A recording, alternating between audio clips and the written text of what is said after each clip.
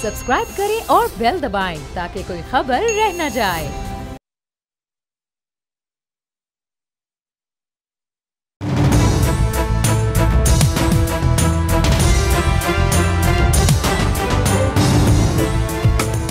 बोल न्यूज़ की election transmission के साथ मैं हूं आमिर ज़िया। कराची की सियासत के नब्ज़-शिनास कहते हैं कि मुत्तहिदा कौमी मूवमेंट पाकिस्तान के लिए 2024 के इंतखाबी नताइज जो हैं वो 2018 के मुकाबले में कहीं बेहतर होंगे और उसकी वो कई ठोस वजूहात पेश करते हैं। पहली तो ये कि MQM पाकिस्तान के कई रूठे साथी जो हैं वो दोबारा उससे आन मिले हैं। दूसरी अहम वजह यह कि पाकिस्तान तहरीक इंसाफ जिसने कराची में, अगर आप याद करें कि 2013 और ख़ुसूसन 2018 के इंतखाबात में अपने लिए जगह बनाई थी, वो मुश्किलात के शिकार है। PTI से बल्ला छिन गया और उसके कई सरकर्दा नाम जो थे वो जमात से अलग हो गए। MQM के हक़ में तीसरा मुस्बत इशारा ये है कि आज वो किसी ऑपरेशन की जद में नहीं। MQM ने बदलते हालात के साथ खुद को तब्दील किया, मुहिम जोई की सियासत को तर्क किया और अपने बानी और उनका तर्ज सियासत था उससे किनारा कशी इख्तियार की। आज की MQM जो है यकीनन उसी तंजीम का तसलसल है जो कराची की सियासत में 1980 की दहाई में उठी और छा गई, लेकिन ये फ़र्क ज़रूर है कि आज उसकी क़यादत में ज़्यादा पुख्तगी है, तवाज़ुन है और ठहराव है। ये मुस्बत अवामिल अपनी जगह, लेकिन इसका मतलब ये नहीं कि MQM का सियासी सफ़र जो है आसान है। कराची की सियासत में दीगर खिलाड़ी अपनी जगह बनाने के लिए ज़्यादा मुनज़्ज़म भी हैं और जाहिराना तरीके से काम भी कर रहे हैं, मुतहरिक भी हैं। MQM को ये चैलेंज भी हमेशा की तरह दरपेश है कि अगर शहरी सिंध भरपूर तरीके से उस पर एतमाद का इजहार कर भी दे, तब भी ये शहरियों को अपने मंशूर के मुताबिक हकूक़ दिलवाने के लिए किसी दूसरी जमात का सहारा लेने पर मजबूर हैं। माजी में इसी उम्मीद के साथ MQM ने पाकिस्तान पीपल्स पार्टी, नून लीग, PTI और फिर आखिर में हम देखते हैं कि PDM के साथ जो है मखलूत हुकूमतों में शामिल हुई, लेकिन उन वादों पर अमल ना करवा सकी जो उससे किए गए थे। अब क्या मुख्तलिफ होगा, ये सवाल है।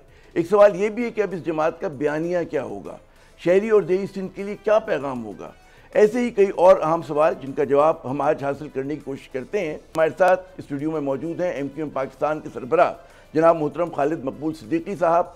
4 मरतबा, अगर मैंने गलत नहीं गिना, कौमी असम्बली के मेंबर मुंतखब हो चुके हैं, 2 मरतबा वफाकी वजीर बने और फरवरी 2018 से MQM के सरबराह हैं। MQM के साथ इनका जो ताल्लुक़ है वो ज़माने तालिब इल्मी का है जब सिंध मेडिकल कॉलेज में हुआ करते थे। Welcome to the show Khalid भाई, बहुत शुक्रिया कि आपने ज़हमत की। मुझे पता है कि इंतखाबात के दिन हैं और उसमें मतलब जो मसरूफियत होती है। अच्छा, बहुत शोर था MQM और नून लीग के इंतखाबी इत्तेहाद का। क्या हुआ कि एकाएक हम देखते हैं कि वो इंतखाबी इत्तेहाद शोर ही था ना। हमने तो आगे कहा था ये मुलाकात थी, इत्तेहाद नहीं था। अच्छा, और मुलाकात करनी थी क्योंकि मियाँ साहब आए थे और उन्होंने बुलाया भी था। और सच्ची बात तो ये है कि अगर हम गौर से देखें तो हमारे पास बहुत ज़्यादा ऐसे इंतखाबी सियासी इत्तेहाद के लिए लोग बचे भी नहीं हैं।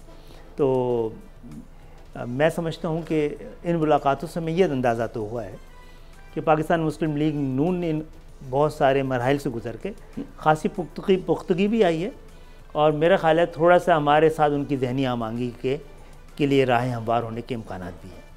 अच्छा, ये बताइए कि इंतखाबात से पहले, क्योंकि अमूमन ये फैसले किए जाते हैं इंतखाबी नताइज के बाद और ये देख के किए जाते हैं कि किस जमात का पलड़ा भारी है, तो आपने कार्ड कबल उस वक्त शो नहीं कर दिए। हो सकता है पीपल्स पार्टी जो है वो, हमने तो नहीं कहा ना, हमने एक इत्तेहाद किया है। नहीं, मैंने नहीं कहा, जो इम्कानात का इज़हार किया, इनके जो झुकाव नज़र आ रहा है हमें वो सिर्फ नज़र आ रहा है। वो नेचुरली देखें, पीपल्स पार्टी के साथ एक बहुत बड़ी तारीख़ है हमारी और वो 50 साल की है। MQM की उम्र से ज़्यादा वाली है माशाल्लाह। तो उस पे कराची के लोगों का एतबार आना बड़ा मुश्किल हो जाता है। हम करीब भी नज़र आते हैं तो वो परेशान होना शुरू हो जाते हैं। एक थर्ड ऑप्शन के तौर पे हमने पाकिस्तान तहरीक इंसाफ के साथ भी गए थे। हमें कोई शिकायत नहीं है सवाए इसके कि हम जो समझते थे कि जिस दर्जे की संजीदगी होनी चाहिए थी, एहसास ज़िम्मेदारी होनी चाहिए थी, उसकी बड़ी कमी थी। और हमने कई बार बताने और जताने की भी कोशिश की कि आपके पास एक बहुत बड़ी अपॉर्चुनिटी और बहुत बड़ी जिम्मेदारी है। It is the serious business. तो दूसरी बात आपने कहा कि बड़े चैलेंजेस हैं, ये चैलेंजेस हमने खुद लिए हैं। पाकिस्तान की सियासत से हम आहंग होना कोई मुश्किल काम थोड़ी है। जिस तरह की पाकिस्तान की सियासत है वैसे हो जाते तो बहुत आसानियाँ थी।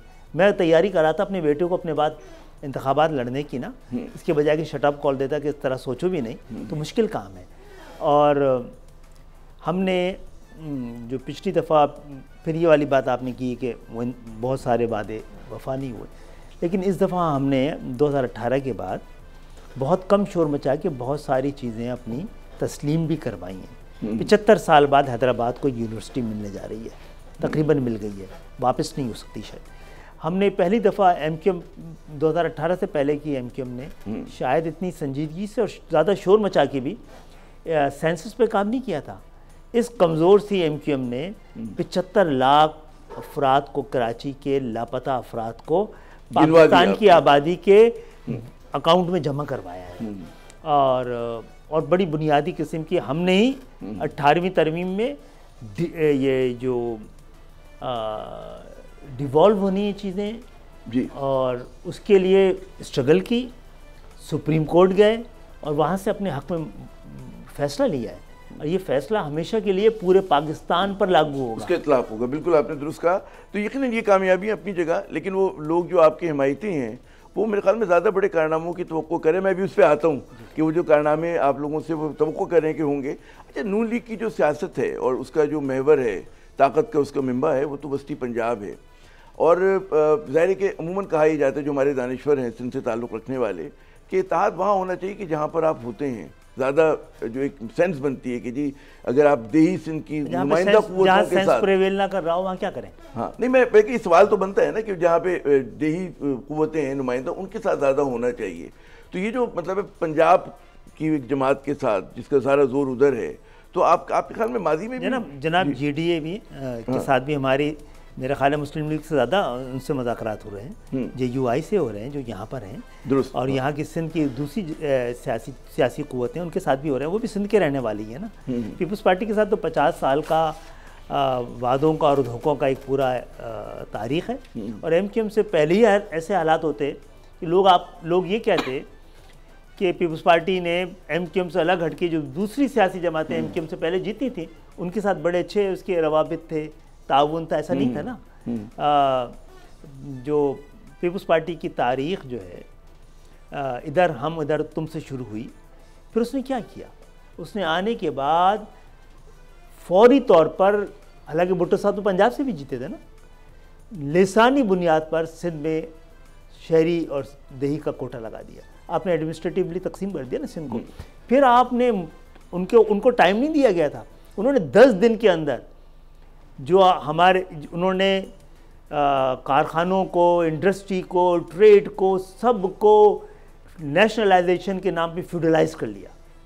ये पाकिस्तान में जो एक बैलेंस था जागीरदारों का और सरमायादारों का, ये कह लें आप, जो इंडस्ट्रियलिस्ट थे उनका, उसको भी फ्यूडलाइज करा दिया। तो पाकिस्तान कहाँ खड़ा है। और फिर उन्होंने इस 15 साल में जो कुछ हाल किया है, जो एक नौकरी सिंध के शहरी इलाकों को नहीं दी है, 40% कोटे के मुताबिक बनती है। अगर हमने तो इमरान खान साहब से ये एक उनको मुतालबा किया था कि आप एक अदालती कमीशन बनाएं जो देखेंगे 50 साल में इस कोटे पे अमल हुआ भी है कि नहीं हुआ है। मैं ये समझता हूँ कि 40% के बजाय इन 50 सालों में कैलकुलेट किया जाए तो 10 से 15% सिंध के शहरी इलाकों को न दाखिले मिले हैं न नौकरियाँ मिली। अच्छा, मैं देख रहा हूँ पिछले कम से कम 1-2 बरस की अगर हम बात करें कि उसमें पीपल्स पार्टी दावा करी कि जी अब तो हम लोगों ने शहरी सिंध के लिए बहुत कुछ कर रहे हैं। आप लाल चमकती हुई बसें देखते हैं कराची की सड़कों पे, वो कहते हैं हमने हेल्थ के बड़े बड़े प्रोजेक्ट्स लगा दिए और बड़ा मतलब है कि काम कर रहे हैं। आपका जो मेयर है NID भी यहाँ से उठा के ले गए, NICVD भी उठा के ले गए। आपने आप बाकी जगहों पे खोल लेते ना, आपने NID क्यों खोली है अंदर जाके? आप अपनी मेहरान खोल लेते ना, क्यों नहीं खोल सके आप? यानी कि कराची में जो क्रेडिबिलिटी बची है उसको भी बेचना चाहते हैं आप, जो हम लोगों ने इदारे बनाए उसको भी बेचना चाहते हैं। और कौन सी बसें जनाब, बसें तो 10-15 दिन के बाद गायब हो जाती हैं जनाब। पाकिस्तान पीपल्स पार्टी को सिंध के शहरी इलाकों से कभी मैंडेट नहीं मिला और इन 15 सालों में 0 मैंडेट के साथ 100% इख्तियारात उसके पास थे। उसके बाद ये कुछ होना था। कराची, ये बताइए 2005 से 10 तक ऐसे ही था क्या जो आज है? तो किसने किया ये? वो 5 से 10 तक किस दौर में हुआ, किन लोगों के हाथों से हुआ? और ये फिर अगले आने वाले 15 सालों में क्या हुआ? कराची ऐसी था। अगर कराची ऐसा नहीं था तो भाई मैं तो हैरान हूँ कि ना पंजाब में, ना पेशावर में, ना कोयटा में कहीं की भी मुंतखब हुकूमतें अपने दारुल खिलाफा के ख़िलाफ़ नहीं होती हैं, उसकी दुश्मन नहीं होती हैं। ये तो दुश्मन रहे हैं इस शहर के, जो पालता है 97%। देखिए आमिर भाई, ये चल सकता है कैसे कि दो तबके हैं सिंध के अंदर, एक वो जो 97% कमा के दे रहा है, दूसरा वो जो 97% खर्च कर रहा है। कहाँ खर्च कर रहा है? लाड़काना में कर लेते मेरे भाई, दादू में कर लेते, घंबट में कर लेते, कहीं तो करते आप। कि अमूमी तौर पे अगर आप देखें कि सिंध में तालीम की सूरत हाल, पूरे सिंध की मैं बात कर रहा हूँ, बड़ी दिगरगू है। सेहत के कराची हैदराबाद को अलग कर दें और सिंध एक मुल्क के तौर पे उसको एक देखें आप, तो दुनिया में आखिरी नंबर पे होगा तालीम पे। ये स्टैटिक्स बताती हैं। अच्छा, आपको नहीं लगता कि पिछले 1-2 बरस में ज़रा बिलावल जब से ज़्यादा फाल हुए हैं, कुछ रवैयों में तब्दीली आई है? आपका जो मेयर है कराची का, अफसर बल्दिया उनके पास है, तो वो जितना वो कराची पे तवज्जो दे रहे हैं, आपके ख्याल में कुछ बेहतरी की उम्मीद है? कुछ मतलब है बड़ी तवज्जो है, कराची के वसाइल पे बड़ी तवज्जो है ना, कराची के अवाम पे भी होनी चाहिए ना। ये कराची ने 22,000 अरब दिए 15 साल में, कोई हिसाब मांगेगा ही नहीं मांगेगा। और ये 22,000 अरब तो वाइट मनी है कराची की। आपने इससे ज़्यादा करप्शन से, क्राइम से, अंडरवर्ल्ड के ज़रिए ज़मीनें बेचकर और ज़मीनें हथिया कर 50-60 हज़ार अरब रुपए जमा किए हैं।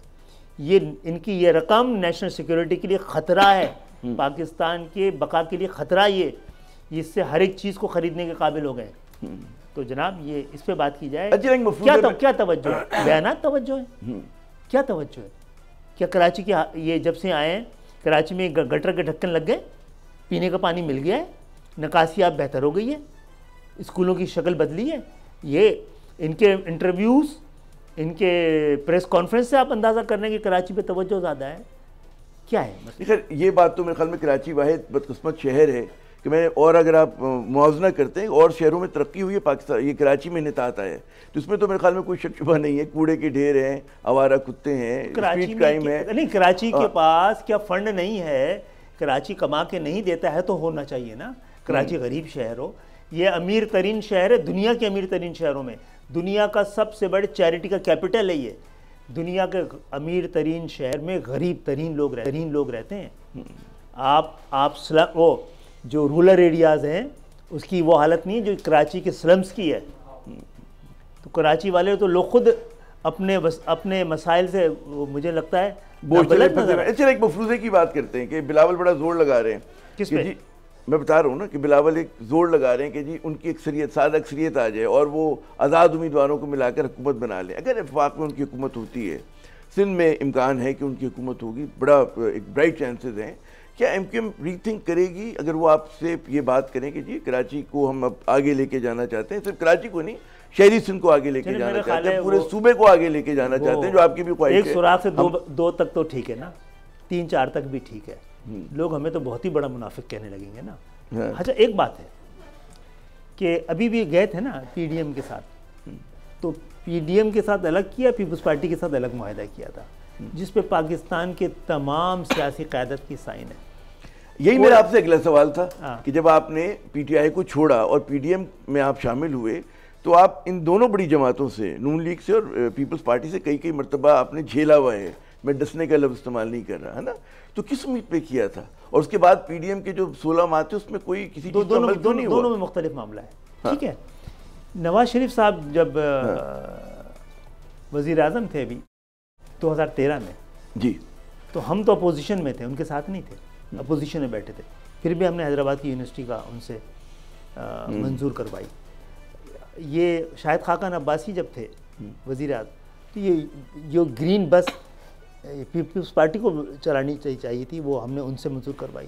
K4 हमने उनसे करवाया, फिर इमरान खान साहब से कंटिन्यू करवाया इन सारे मुतालबात को। इमरान खान साहब के दौर में एक बहुत बड़ा काम हुआ है। हमारे सेंसस 5 साल पहले पाकिस्तान, दुनिया में कहीं ऐसा नहीं हुआ है कि हमारे इस मुकदमे को तस्लीम किया गया हो और 5 साल पहले पाकिस्तान में, पूरे पाकिस्तान में सेंसस हुए हैं। तो इमरान खान साहब ने कंटिन्यू किया उसको, फिर उन्होंने आके उस पर इम्प्लीमेंट करवाया। तो दो बड़ा फ़र्क है, लोग मिला देते हैं। हाँ, ऑपरेशन हुए उनके दौर में भी, उनके दौर में ऑपरेशन हुए थे, हम गिरफ्तार हुए थे। ये ऑपरेशन कंटिन्यू हुआ, बीवी का दौर आया तो हम मावराए अदालत कत्ल हुए हैं। फिर हमारे शहर में हमारे लोगों पर के लाशों पर खड़े होकर उनके वज़ीर दाखिला कूदे हैं। दोनों से हम मुतमईन नहीं है, लेकिन बहुत बड़ा फ़र्क है ये बात आप सही कहते हैं कि हमने अपने हिस्से की, सिंध को जोड़े रखने की, सिंध के लोगों के दरमियान गलत फहमी की खलीज को कम करने के लिए हम अपने हिस्से से ज़्यादा वाली कुर्बानी दे चुके हैं। और इसके अलावा कोई मतलब चाराकार भी नहीं है, मतलब ऑप्शंस नहीं है। अच्छा मुझे ये बताइए कि पीटीआई के साथ चाराकार तो हैं, ये चारों सूबे मुल्क थोड़ी हैं जनाब आली, ये सूबे हैं, इनको सूबों की तरह ट्रीट कीजिए। आपने तो 18वीं तरमीम की तरह इनको एक डेवोल्यूशन के बजाय आपने एक्यूमुलेशन ऑफ पावर कर ली है। हाँ, बजाय इसके कि उसका डिवॉल्व होती ताकत वो और ज़्यादा एक जगह पे इर्तिकाज हो गया। अच्छा आपने एक और, सॉरी मैं आपकी बात एक जी, आपने पूछा पीपल्स पार्टी से क्या इम्कान आते हैं। हमने अब के अपने मंशूर में बाकी तो वही रिवायती चीज़ें रखी होंगी, 3 बड़ी अहम बातें रखी हैं जी, कि पाकिस्तान का आइन मुकम्मल तौर पे नाकाम हो गया है जमहूरियत के सम्राट को आम पाकिस्तानी तक पहुँचाने के लिए। पाकिस्तान का आइन कमज़ोरों को तहफ़्फ़ुज़ फराहम नहीं करता, इक़्तिदार माफिया को और मजबूत लोगों को। तो उसमें 3 तरामीम की ज़रूरत है। उन तरामीम पर अगर पीपल्स पार्टी बात करना चाहती है तो पहले इम्प्लीमेंट करें, फिर हम उसके साथ आगे खड़े हो जाएंगे। चले। अच्छा अभी आपने पीटीआई का तस्करा किया कि पीटीआई के दौर में 1-2 अच्छे काम हुए, और मुझे याद है मैं एक मरतबा आमिर खान साहब से मेरा इंटरव्यू हुआ और मैंने कहा कि आप जरा मुआवजा करें कि पीपल्स पार्टी के साथ इत्तेहाद, नून लीग के साथ इत्तेहाद और पीटीआई के साथ इत्तेहाद, तो किसका इत्तेहाद बेहतर रहा एमक्यूएम के लिए? तो उन्होंने कहा निस्बतन पीटीआई का बेहतर रहा। अचानक क्या हुआ कि आप लोगों ने पीडीएम की किश्ती में छलांग लगा दी? नहीं, 2 बातें कि बुनियादी सच्ची बात यह है कि हमारे कई 100 लोग लापता हैं। अपोजिशन में तो हमें नून के हैं क्या, पाकिस्तान पीपल्स पार्टी के हैं, तहरीक इंसाफ के भी नहीं जनाब। और हमारे सारे दफातर बंद हैं, हम हुकूमतों में रहें, दफातर बंद रहे। ये 3-4 नुक्ते थे जो बुनियादी थे, जो कि जिसको इनको हल करना था। इन्होंने बाद में बता दिया कि हमारे हाथ में नहीं है। तो फिर आपने तो बुनियादी इंसानी हुकूक के मामले को वज़ीर आज़म कह दें उनके हाथ में नहीं है, तो हम कोई और वज़ीर आज़म ही तलाश करेंगे ना।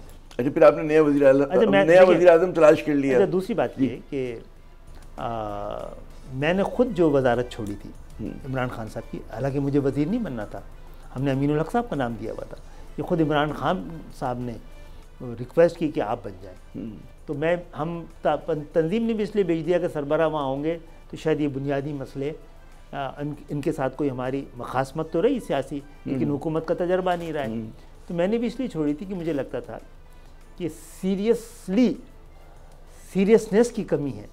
जब आप कमीना के इजलास में बैठते थे, आपका इंटरेक्शन होता था, इसीलिए मैं बाहर आ गया था कि हम कम से कम काबीना में तो ना बैठें। बाद में जब हमने एक वजारत ले भी ली तो दोबारा 2 वजारतों का था ना, दूसरी वजारत देने के लिए उन्होंने कॉन्टैक्ट किया तो मैंने हाथ जोड़ दिए थे कि एक वजारत का ही बोझ नहीं हम संभाल पा रहे हैं। ये बताइए, आपने दिलचस्प बात की कि संजीदगी की कमी थी, क्या उसको जरा सा वजाहत करें उसकी? एलोबरेट ना करें तो 2-3 जुमलों में देखिए, वो कोई फैसले ही नहीं हो पाए हैं, कोई सीरियस डिस्कशन ही नहीं थी, कोई होमवर्क नहीं था, कोई रोड मैप नहीं था। और फिर आप इत्तेहादियों को सियासत के ज़रिए आप डील करते हैं ना, अपने ज़रिए आप इब्लाग होता था, गुफ्तगू होती थी आप लोगों से, बहुत ज़्यादा ही हो जाती थी, काम की होनी चाहिए थी। अच्छा, वो जो ज़्यादा गुफ्तगू होती थी वो क्या मतलब है? वो हर तरह की होती है, तो मैं नहीं चाहता हूँ कि अच्छा उसमें हमारे दोस्त हैं उनसे उन्होंने, मैं कह रहा हूँ ना, उन्होंने उनमें से चंद लोगों ने बड़ा पॉजिटिव रोल अदा किया है और पॉजिटिविटी थी जिसकी वजह से हम अपने सेंसस कराने में कामयाब हुए। फिर आके इन्होंने भी बड़ी मेहरबानी फरमाई जनाब शहबाज शरीफ साहब ने, कि वो करवाई भी, और वो भी उसमें भी हाथ दिखा गई थी सूबाई हुकूमत। हम लड़ते रहे, कदम कदम पे लड़ते रहे, बात करते रहे। तो आज 1.5 करोड़ कम थे कराची के, 75 लाख तो लापता थे। कोई सवाल करे कि आपने 8 अप्रैल को डिक्लेयर कर दिया कि कराची की 98% सेंसस कंप्लीट हो गया है और कराची की आबादी 1 करोड़ 60 लाख से 1 करोड़ 30 हो गई, तो फिर ये इतना जो हमने लड़ के डेट बढ़वाई है, ये कैसे 2.25 क्रॉस कर गई है या 2 करोड़ 5 लाख हो गई है? कहीं ना कहीं कोई ना कोई गलती, खराबी, बदमाशी था कि जिसकी वजह से। अच्छा, एक यकीनन पीडीएम के दौर में मरदूमशुमारी हो गई, लेकिन और जो दीगर वादे थे, डिवोल्यूशन ऑफ पावर का वादा था, आपका ये था कि अच्छा, बल्दिया के निज़ाम जो है तो वो उनके ऊपर अमल नहीं हो सका। उसमें मैं देखता अच्छा, हूँ दो वही बातें। शिकायत जो थी बरकरार थी, डेवोल्यूशन ऑफ हत्ता कि बॉयकॉट तक किया आप लोगों ने डेवोल्यूशन ऑफ पावर के लिए 2/3 की मेजोरिटी चाहिए थी। और पीपल्स पार्टी तो पलती इसी पे है, कराची पे तो पलती है। अगर वो तो चाहते पानी बेचते हैं ना, इतना कि इंटरनेशनली मशहूर है कि खरबों रुपए का पानी बिकता है, तो कौन बेच रहा है? मैं बेच रहा हूँ। कौन बेच रहा है? किसके पास है 15 साल से कराची की ज़मीन पर कब्जा हो रहा है? मैं कब्जा। बिलावल साहब तो ये कहते हैं कि उन्हें बिलावल हाउस में पानी डलवाना पड़ता है। उसमें भी उनको मुनाफा मिल रहा होगा ना, जब उनकी लोग बेच रहे हैं तो उन्हीं के पास जाता होगा ना। तो जो अपनी दुकान से खरीद रहे हैं ना पानी, उसका मुनाफा भी मिल जाता होगा ना भाई। ये कैसी, और शर्म आती है, शर्म आनी चाहिए उनको। क्यों पानी खरीद रहे हैं भाई? 15 साल से पानी की जिम्मेदारी वजीर आजम के पास है या आपके वजीर आला के पास है? शर्म आनी चाहिए यार। ये लोग हमसे सवाल करते हैं, मैं हैरान हो जाता हूँ। उनसे पूछते भाई क्यों खरीदते हो तुम? 15 साल से आपकी हुकूमत है यार। हाँ, फखर से बताने वाली बात तो नहीं है। अच्छा ये बताइए, जो आप बता रहे थे कि नहीं, ये बड़ा एडवांटेज है। आप इनको शर्मिंदा नहीं कर सकते। ये बड़ा तो हर आदमी अगर गलती करते हैं तो हर आदमी बड़े जन्नती लोग हैं सारे। इनकी आप बेइज्जती नहीं कर सकते, शर्मिंदा नहीं कर सकते आप। काम चल रहा है माशाल्लाह। अच्छा ये बताइए, पीडीएम की हुकूमत पे फिर आते हैं कि उसमें पीपल्स पार्टी बकौल आपके कि रोड एट का है बहुत सारे कामों में। कौन सी चीज़ें जो अब आपको उम्मीद है कि अगर आप इंतखाबात हो जाते हैं, मतलूबा नताइज भी मिल जाते हैं, तो उसमें फिर आपको लगे, क्योंकि आपको आना तो सूबाई हुकूमत के पास है कि बल्दियाती निज़ाम में तब्दीली चाहिए आपको, और वहाँ नहीं जनाब, अभी तक तो आइन यही कहते हैं ना आपका। अभी तक तो ये कहते हैं, हम तो ये थोड़ी बोल रहे हैं ये आइन क्या कहते हैं। हम तो जो आइन कहता है वो बहुत कम है पाकिस्तान के लिए। 3 तरमीम होनी चाहिए। पहली तरमीम ये है कि जिस तरह वफाकी हुकूमत और सूबाई हुकूमत को आइनी तहफ़्फ़ुज़ है, उसी तरह 3rd टियर ऑफ गवर्नमेंट को, ज़िलाई हुकूमत को, दही हुकूमत को, शहरी हुकूमत को, बल्दियाती हुकूमत को भी आइन में दर्ज किया जाए। जिस तरह इनके महकमे दर्ज हैं और इनके इख्तियारात दर्ज हैं, इसी तरह पाकिस्तान का हम वफाक से नहीं मांग रहे इख्तियार, हम सूबों से नहीं मांग रहे, हम आइन से मांग रहे। और इसी तरह 3rd टियर ऑफ गवर्नमेंट के भी इख्तियारात दर्ज हों।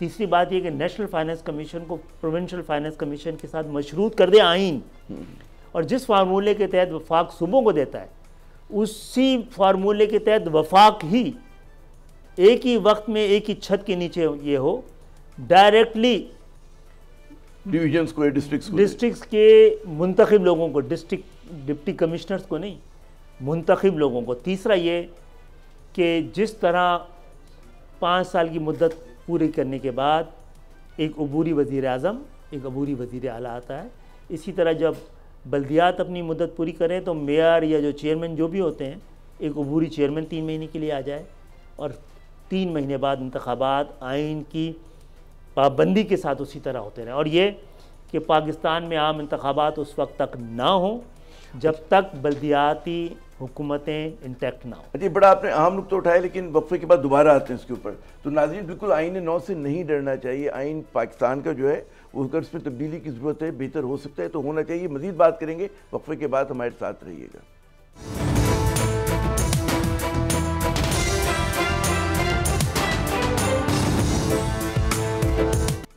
खुसूसी ट्रांसमिशन में एक मरतबा फिर खुशामदीद। आज के हमारे मेहमान मुत्तहिदा कौमी मूवमेंट पाकिस्तान के सरबराह मोहतरम डॉक्टर खालिद मकबूल सिद्दीकी साहब।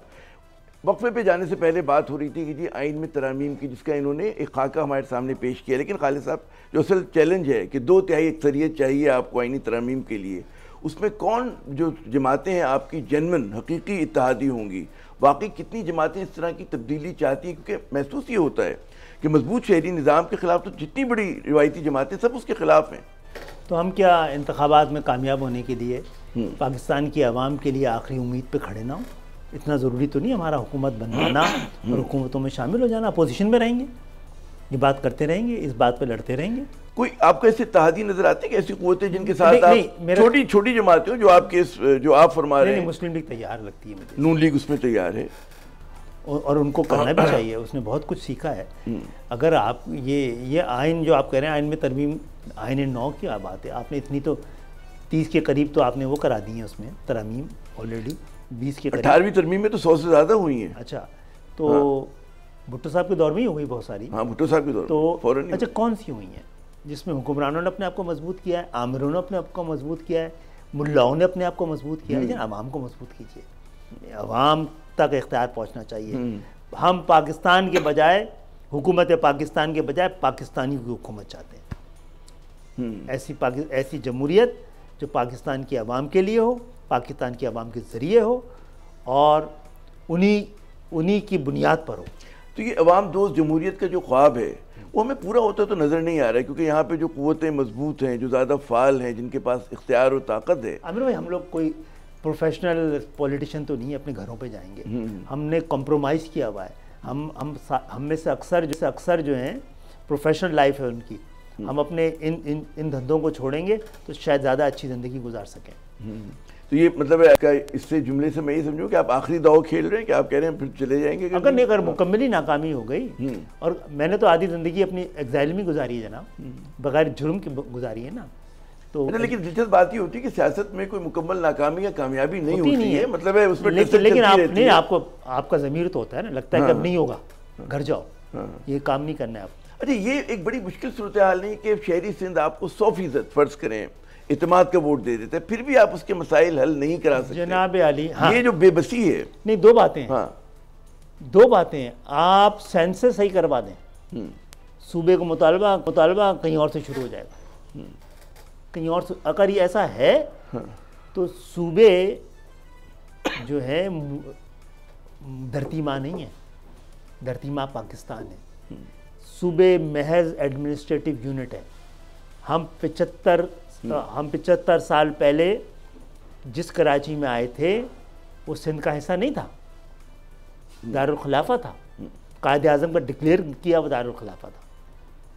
तो लड़ेंगे जनाब, जिंदा रह के दिखाया है। अच्छा, जितना जबर हमारे साथ हुआ है, जितना जुल्म हमारे साथ हुआ है, जितना बड़ा, देखिए दो तरह की ताकतें हैं पाकिस्तान में, एक अवाम दुश्मन है, एक निज़ाम दुश्मन है।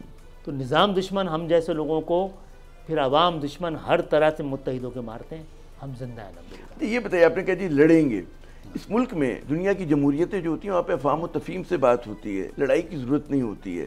कि अगर आप कॉमन सेंस की बात कर रहे हैं तो दूसरी तरफ भी कॉमन सेंस वाले लोग बैठे, वो कहते हैं कोई बीच की रास्ता निकालते हैं और मुल्क को उस घड़े की तरफ नहीं धकेलते जहाँ हमें धकेल, इसका खदशा है खुदा न खास्ता। 2018 की बात की MQM ने, लड़ने के लिए अपने रास्ते मुख्तलिफ रखे हैं, ऐवानों में, अदालतों में। ये एग्जॉस्ट हो जाएगा। मैं कहता हूँ वोट तब्दीली ने, अगर वोट के ज़रिए मसला हल नहीं हुआ तो फिर रोड फैसला करेगी। हम रोड पे नहीं जाना चाहते, रोड के ज़रिए फैसला नहीं चाहते हैं, लेकिन रोड के ज़रिए फैसला भी जमहूरियतों की शान और आन रहा है। ये जो ऐसे ही नहीं आगे आज का जो खुशहाल और आज़ाद और डेमोक्रेटिक यूरोप जो देख रहा है, वो उसकी वो पेरिस की सड़कों की वजह से है, ऐवानों की वजह से नहीं है। अच्छा, ये मैं इस मौजू पे आखिरी सवाल कि कोशिश की आप लोगों ने कि दही सिंध में अपने जो आप फरमा रहे हैं उस सोच के अपने ताजी तलाश कर सकें, वहाँ पे जो एक जदीद क़ुव्वतें हैं, कोई मॉडर्न क़ुव्वतें हैं कि जो शामिल हो इसी बात पे कि एक ऐसा मतलब निज़ाम होना चाहिए कि जिसमें जागीरदारी कमज़ोर हो, अवाम के पास बाइख्तियार अवाम हो। ये कभी कोशिश की गई है क्या? उसका मुझे नहीं पता।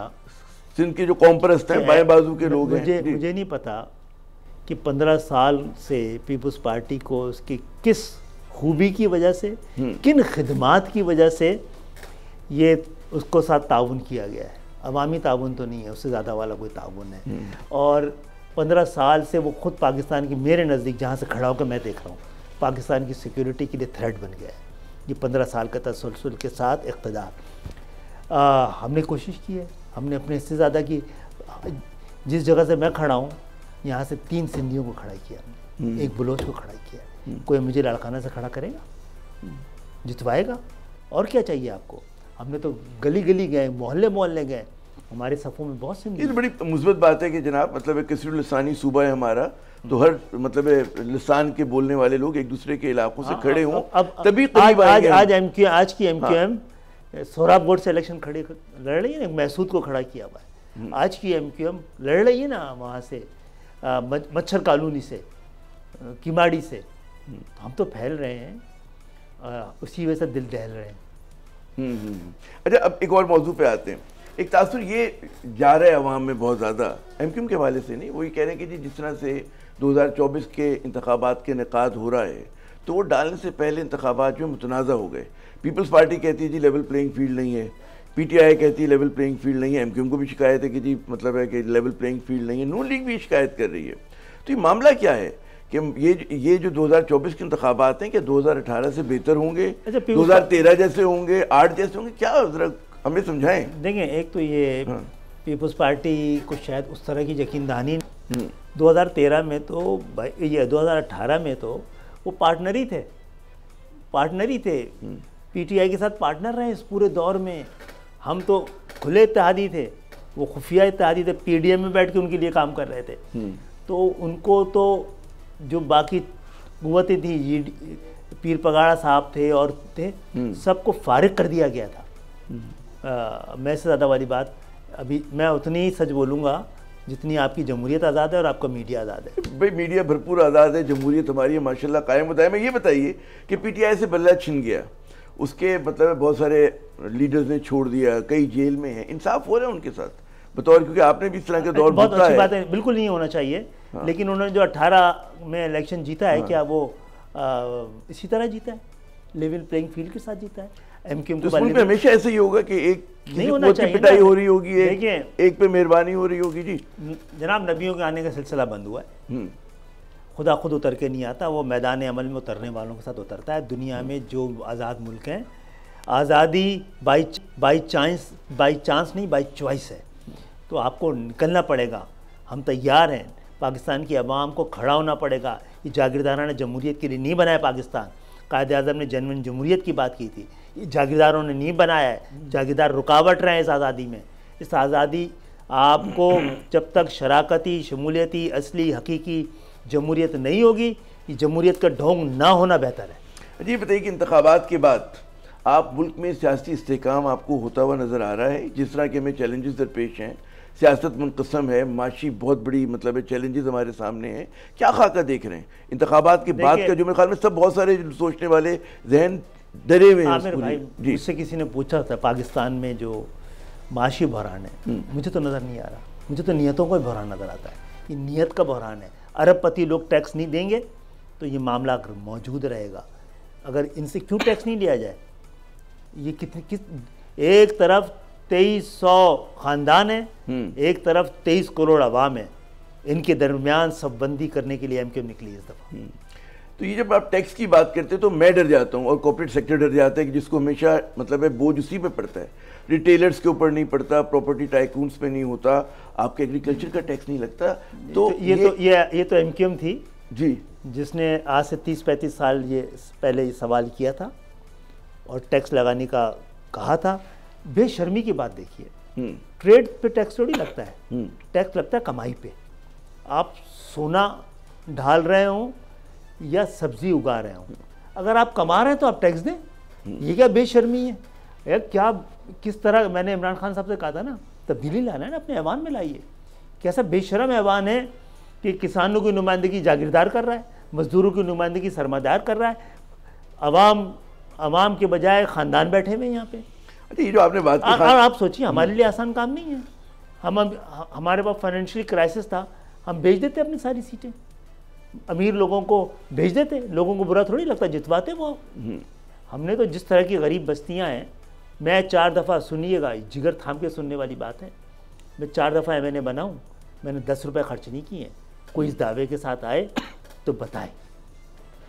अच्छा, ये आपने बड़ी बात की कि बड़ा, हम तो समझते हैं कि बड़ा अलगारो पैसा खर्च होता है, लेकिन होता है ना, होता है। इंतखाबात के करोड़ों रुपए होते हैं। वो जो वोट दे रहा होता है ना, वही मेरे बैनर लगा रहा होता है, जिसके तहफ़्फ़ुज़ के लिए हम करते हैं। तो वो सड़कों पे वो दुकानदार हमारे लिए, जो वोटर होता था, वो बड़े बड़े एमक्यूएम का फिनोमेना शहरी सिंध तक है, लेकिन जो मसला है क्यों नहीं है बाकी जिसके आपने इशारा किया, मैं उसी तरफ आ रहा हूँ कि 200-250 ख़ानदान है, वो तमाम मुख्तलिफ पार्टीज़ में, बड़ी पार्टीज़ में बटे हुए हैं और वही लोग घूम फिर कर आ जाते हैं।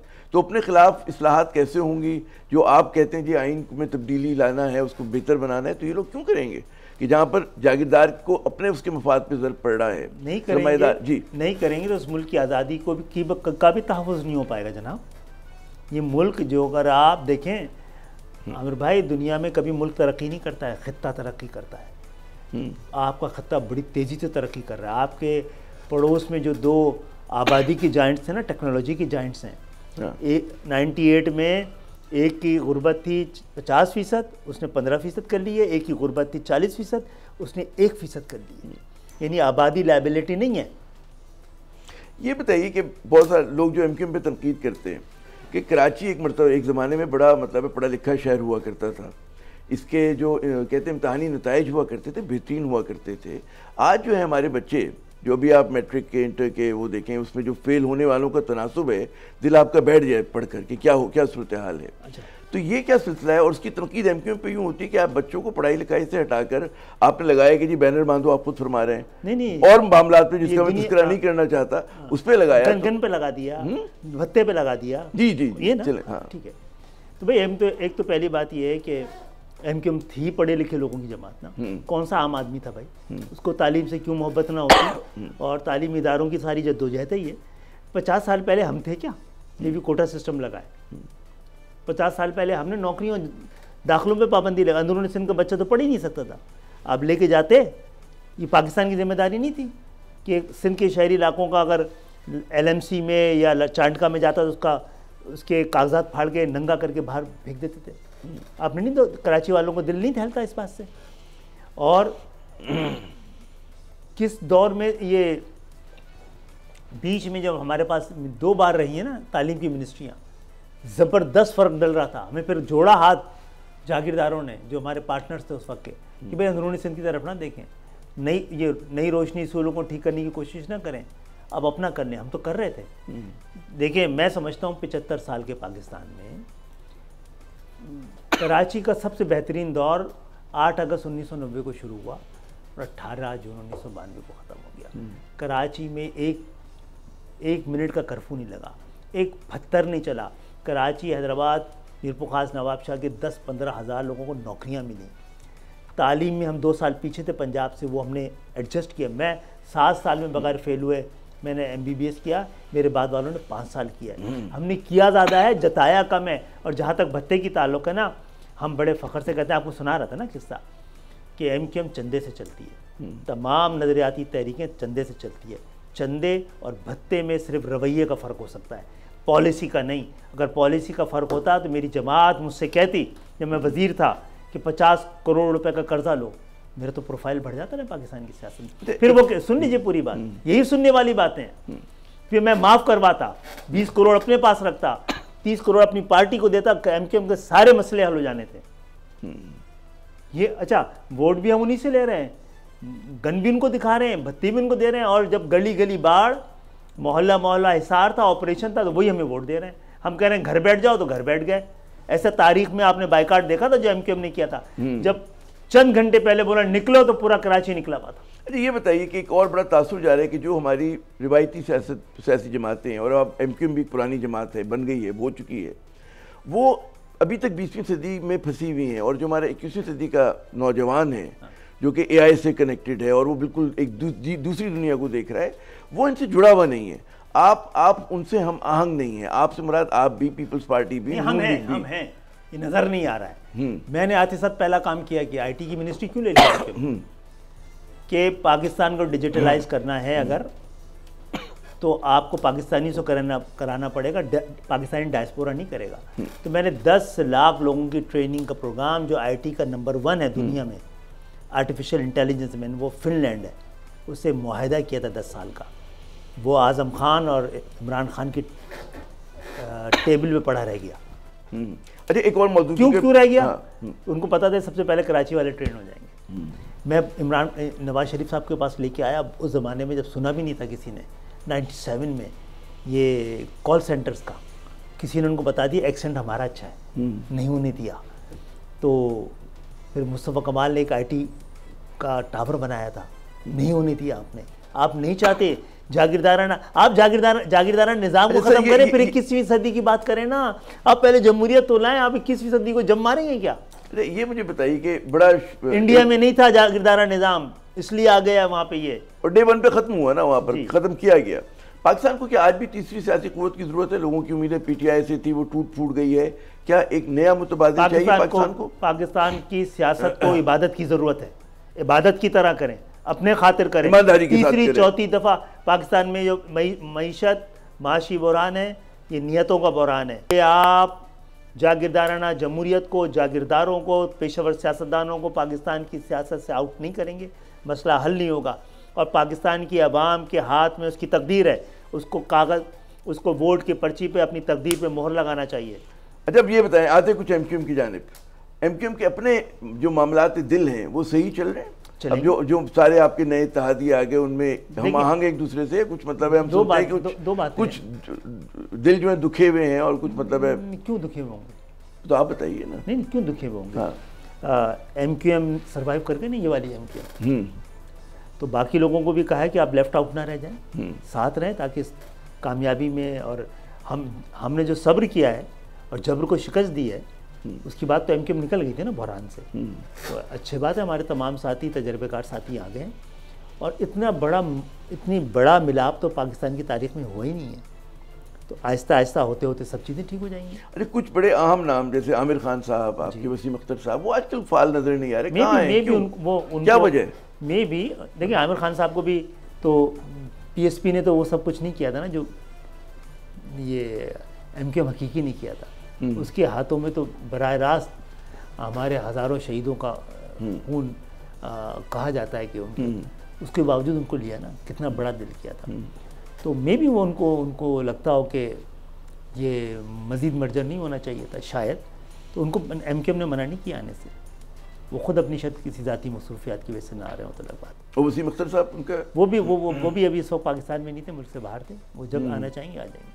अच्छा, एमक्यूएम लंदन वो बड़ा नाला रहती है, मतलब तनकीद करती रहती है, इस बात का खदशा अच्छा, है वो ये भी ना करे तो और क्या करेगी? कि वो अगर अब कहा ही जाता है, एक मफरूज़ा है कि जी उनकी अभी भी बड़ी हिमायत है रोड के अंदर, सड़कों में, अगर वो बाइकआउट का ऐलान करते हैं, उस पर जोर देते हैं, कुछ आपको खदशा है कि उस पर फ़र्क पड़ेगा? अभी तक तो नहीं पड़ा है। हाँ। और अगर बहुत जुल्म किया है किसी ने भी, हाँ। जिन्होंने ये कराची के 2018 के इंतखाबात तरतीब दी है, वरना वो चैप्टर तो सीधे नहीं क्लोज हो जाता। 18 के नतायज के हम 14 सीटें जीत चुके थे कराची की, अगर ये बंद ना कर देते ना आप, तो ये ना होता। अब आपके दफातर खुल रहे हैं, कोई दिक्कत नहीं है, अल्लाह का शुक्र, किसी तरह का जबर नहीं है। नहीं, दफातर नहीं खुले हैं, और हम दफातर, नए दफातर तो खुल रहे हैं ना, पुराने हम दफातर की ब्लैकमेलिंग से भी निकल गए, उसके बगैर भी जिंदा रहने का सलीका हमने सीख लिया है। हम सड़कों में बैठ के, सीढ़ियों में बैठकर खाना बदोशी वाली सियासत हो रही है। अच्छा, ये बताइए कि ख्वाहिश या कोशिश, आपने इशारा दिया कि जी आपने सिंधी बोलने वालों को टिकट दिए, हमारे पख्तून भाई, वो हमारी राब्ता कमेटी में 2-2, 3-3 पख्तून। अच्छा, ख्वाहिश ये है कि क्या एमक्यूएम जो है शहरी सिंध के हदूद से बाहर निकले और अपने आप को फैलाए? माजी में भी कोशिश तो की थी और नाम मुत्तहिदा इसीलिए रखा गया था। तो ये कोई आपका कोई सीरियस प्रोजेक्ट है ऐसा कि जी नहीं, एमक्यूएम खुद एक तीसरी कुव्वत के तौर पे उभरे, दीगर मुल्क के इलाकों में फैले? एमक्यूएम को अपने बहुत सारे मुतालबों से, तरीक़ों से, रवैयों से दस्तबरदार होना पड़ेगा, ठीक है ना? क्या होंगे वो? तो हमारा सियासत करना इतना ज़रूरी भी नहीं है ना। हाँ। हम तो समझते हैं एमक्यूएम रहे या ना रहे, उसका तर्ज सियासत ही पाकिस्तान को बचा पाएगा। आम लोगों को जब अवानों में ले जाएंगे आप, तो वो लोग जिन्होंने आम पाकिस्तान 98% अवाम के दुख और दर्द को ना देखा हो, ना समझा हो, ना उससे नबर्द आजमा रहे हों। एमक्यूएम में तो वो लोग जो बसों में लटक के सफ़र करते रहे, जिन्होंने ट्यूशन पढ़ा के अपनी तालीम मुकम्मल की, हर वो दुख, दर्द, परेशानी देखी है जो आम पाकिस्तानी ने देखा है, वो ऐवानों में पहुँचता है तो उसकी बात करता है। ये खर्चा है कि कराची के डेमोग्राफिक्स बदले हैं पिछले 20-30 साल में, और बहुत तेज़ी से तब्दील हुए। दुबई की भी बदलें, दुबई के, लेकिन वहाँ के कवानीन बिल्कुल मुख्तलिफ है। तो यहाँ के भी कवानीन मुख्तलिफ हो सकते हैं। फिर तो आप चाहे क्यों जो आदमी यहाँ पर आकर सेटल हो गया, नहीं हुई ना, उसको वोट का क्यों ना मिले? तो भाई आप अमेरिका में, हमारे दोस्त जाते हैं, लंदन में जाते हैं, बरतानिया में जाते हैं, उन्हें फौरन जब पासपोर्ट मिल गया तो उन्हें वोट का, सऊदी अरब में भी मिलता है, दुबई में भी मिलता है, कतर में भी मिलता है। वो तो ब्राज़ील इस्लामी मुल्क है, मैं उनकी बात नहीं कर रहा, मैं मगरिब की बात करूँ जहाँ पे जमहूरियत है। आप तो उनके बराबर भी नहीं आ सके, आप तो अपने पड़ोस जैसे भी नहीं हो सके। आप जमहूरियत चला रहे हैं, क्यों देख रहे हैं? आप जमहूरियत चला रहे हैं ना, या तो आप कहेंगे जी हम मोनार्की हैं, बादशाह आते हैं हमारे। नहीं है ना जमहूरियत, जागीरदाराना जमहूरियत नहीं होती है। खानदानों की सियासत जमहूरियत नहीं होती है। आप इसको कैसे जमहूरियत कह रहे हैं? उम्मीद है कि इस मुल्क में एक दिन जल्द, वो दिन कहते हैं सुबह जल्द तलू होगी कि वाकई अवाम दोस्त जमहूरियत आ जाए। जी, अवाम उठेगी, एक बार जरूर अवाम उठेगी। आपने अवाम को तकसीम किया, कौन सा नकारा पाकिस्तान में? मेरे नज़दीक पाकिस्तान में 2 ही कौमियतें हैं, एक जालिम, एक मजलूम। पाकिस्तान में दो ही फ़िरक़े हैं, एक हाकिम दूसरा महकूम। पाकिस्तान में एक ही मसलक है और वो यही कि जो एक इक़्तिदार माफिया है। आप 75 साल में पाकिस्तान की अवाम को रियाया से अवाम तक प्रमोट नहीं कर सके हैं, तो और क्या करेंगे। खालिद मकबूल सिद्दीकी साहब, बहुत शुक्रिया, आपने अपना कीमती वक्त दिया। नाज़रीन, आपने गुफ्तगू सुनी मुत्तहिदा कौमी मूवमेंट के सरबराह डॉक्टर खालिद मकबूल सिद्दीकी साहब की। अब इरादे उम्मीदें बुलंद हैं। अब देखना ये कि जो जिस पैगाम के साथ ही निकले हैं उसको वोटर्स में कितनी पजीराई हासिल होती है, ये हमें पता चलेगा 8 फरवरी को। आमिर ज़िया को इस ट्रांसमिशन में इजाज़त दीजिएगा। खुदा हाफिज़।